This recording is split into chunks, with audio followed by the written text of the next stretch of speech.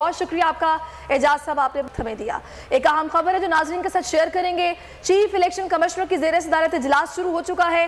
हुकाम की election commission को सिक्योरिटी प्लान पर ब्रीफिंग दी गई। इंतखाबात के लिए 3,53,000 इजाफी नफरी मांग ली गई है।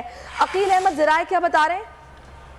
जी देखें, बिल्कुल इलेक्शन कमीशन की जानिब से जो पंजाब और केपी में इंतखाबात की तैयारियां हैं उसके हवाले से जो मुशावरत है हतमी मराहिल में दाखिल है। और आज इलेक्शन कमीशन ने जो हसास इदारे हैं उनसे मुल्क भर में अमन और अमान की सूरत हाल पर ब्रीफिंग ले रहा है। इस वक्त इलेक्शन कमीशन में इजलास जारी है और मिलिट्री ऑपरेशन डायरेक्टोरेट के आला हुकाम जबकि हसास इदारों के आला अफसरान इलेक्शन कमीशन के इजलास में शरीक हैं। और पंजाब और केपी में इंतखाबात के हवाले से जो सिक्योरिटी प्लान है और जो अमन और अमान की सूरत हाल है उस पर ब्रीफिंग दी जा रही है। इलेक्शन कमीशन की जानिब से तो ये बताया गया है कि तकरीबन पंजाब और केपी में इंतखाबात के लिए पाक फौज, रेंजर्स और एफसी के तकरीबन 3.5 लाख जो इजाफी एहलकार हैं उनकी जरूरत होगी। तो इस हवाले से ये मुख्तलिफ तजावीज़ का जायजा लिया जा रहा है और गौर किया जा रहा है कि आया जो ये एहलकारों की कमी है इनको दूसरे सूबों से लाया जाए या मजीद एहलकार जो है तैनात किए जाए। तो इस हवाले से ब्रीफिंग अब जारी है। हसास इस हवाले से तफ्तीश जो भी हो रही है, पेशरफ्त हो रही है, उससे आप आगाह करें। बहुत शुक्रिया।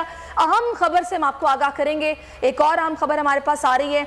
बोल न्यूज़ चेयरमैन शेब शेख की गिरफ्तारी का मामला